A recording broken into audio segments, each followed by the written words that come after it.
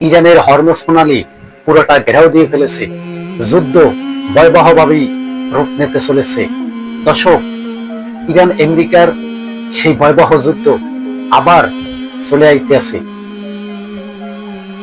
ইরানের ধৈর্যের ভাত ভেঙে গেছে। ইরানের দেওয়ালের পিছনে, পিঠের পিছনে দেওয়াল সরে গেছে। ইরান এখন কি করবে?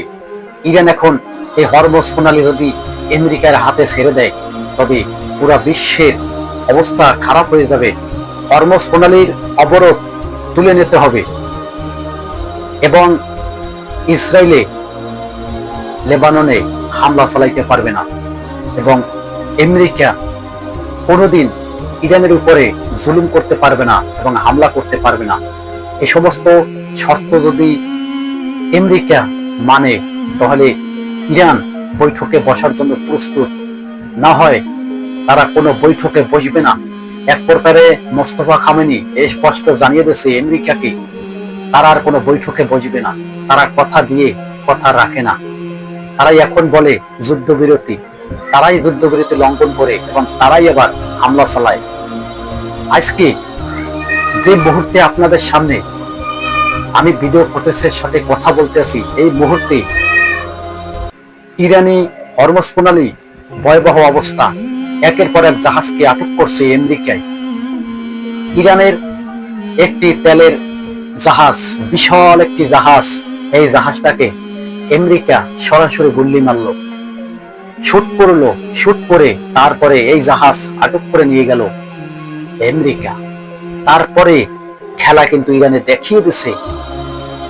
কয়েকটা ঘন্টা যাওয়ার পরই আমেরিকার যে নৌবাহিনীর জাহাজ আছে, সেই জাহাজের উপরে ড্রোন হামলা চালাইছে ইরান। ইরান আমেরিকাকে স্পষ্ট জানিয়ে দিচ্ছে কোনো আলোচনা হবে না। যুদ্ধ যদি করতে চাও, আমরাও প্রস্তুত আছি। ইরানের হয়েছে এই কথাটা হচ্ছে ইরানের তরফ থেকে আমেরিকাকে জানিয়ে দেওয়া হয়েছে।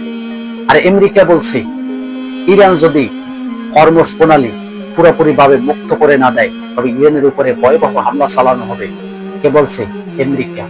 আচ্ছা বলুন তো, আপনাদের কাছে আমার একটাই প্রশ্ন, আচ্ছা হামলা কি ইরান আগে করে নাকি আমেরিকা আগে করে? কমেন্টে জানাবেন। আমার জানা মতে, আমার কথার অনুসারে তো আপনারা বুঝলেন যে আসলে ইরান কি হামলা চালায় নাকি আমেরিকা হামলা চালায় আগে। পুরো বিশ্ব অর্থনীতি ভেঙে দিচ্ছে এই আমেরিকা।